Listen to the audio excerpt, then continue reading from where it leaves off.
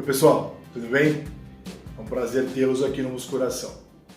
Então, dando sequência, pessoal, nos mecanismos aí reguladores, os mecanismos autonômicos que ajudam a regular a pressão arterial, a gente vai falar um pouquinho hoje sobre os reflexos cardiopulmonares. Esses reflexos cardiopulmonares são controlados por quimiorreceptores. O que seriam esses quimiorreceptores? Esses quimiorreceptores, eles ficam dentro das paredes das artérias dos grandes vasos do tórax e mandam respostas para o nosso centro respiratório dentro do nosso bulbo. Tá? Esses quimiorreceptores, pessoal, eles são ativados quando eles percebem alguma alteração na concentração do oxigênio e do dióxido de carbono, o CO2, dentro do nosso sangue. Uma vez que você tem um descontrole desses gases, uma alteração desses gases, tanto para cima quanto para baixo, esses quimiorreceptores são ativados e mandam respostas para o nosso centro respiratório.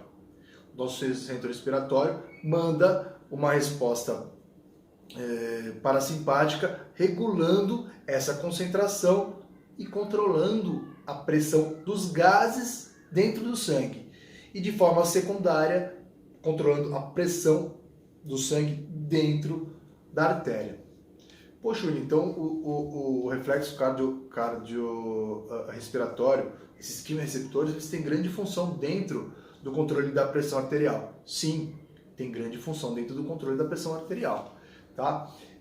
Diferente dos barorreceptores, eles não são tão estudados quanto os barorreceptores, mas deveriam, porque realmente é um receptor, um quimiorreceptor, que ajuda bastante a controlar a pressão arterial dos indivíduos. Tá? Esses quimiorreceptores, pessoal, eles conseguem produzir ajustes ventilatórios muito sensíveis, muito pequenos dentro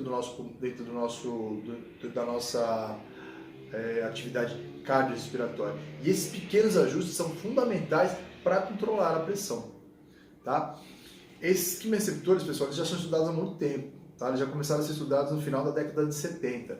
E um dos principais estudos que fizeram na época mostraram que pegaram dois grupos de ratos, e um deles ratos jovens hipertensos e outros ratos jovens normotensos, ou seja, que não tinham alterações nas pressões. Quando colheram o sangue desses ratos, observaram que os ratos que eram hipertensos, esses ratos jovens hipertensos, eles tinham uma alta concentração de oxigênio e um pH também um pouco mais alto e uma concentração de CO2, de gás carbônico, baixa.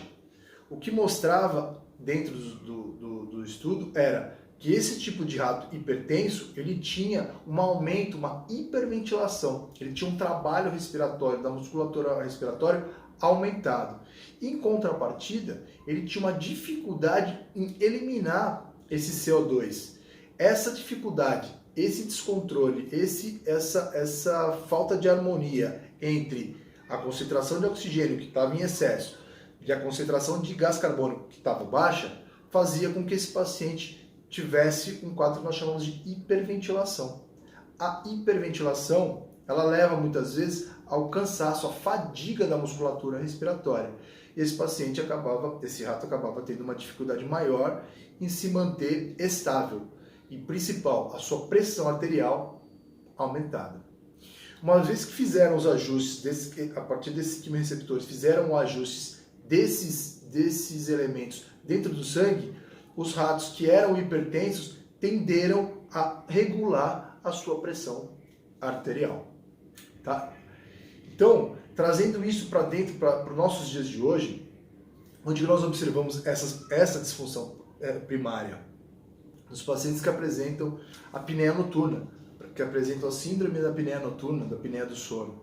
Tá? São pessoas que têm dificuldade para dormir, são pessoas que roncam demais, são pessoas que muitas vezes acordam muitas vezes durante a noite, são pessoas que engasgam durante a noite, ou seja, são pessoas que têm dificuldade nessa mecânica ventilatória, tá, pessoal? Então isso é muito comum. Então assim, se você está tendo dificuldade para dormir, se você tem engasgado, acordando engasgado, se você está roncando demais, se o seu parceiro, a sua parceira tem falado isso para você, tem demonstrado isso para você, é importante que você procure um profissional, um pneumologista ou até mesmo um próprio cardiologista, que eles vão te orientar a fazer alguns exames para detectar a síndrome da apneia. Uma vez detectada a síndrome da apneia, a gente consegue controlar essa falta, essas alterações desses gases dentro do seu sangue e muitas vezes regular a sua pressão.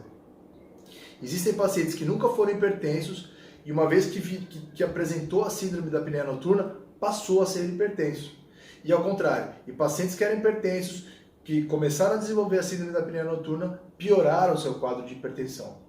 Tá? Então, gente, é importante entender e buscar tratamento para esse tipo de situação.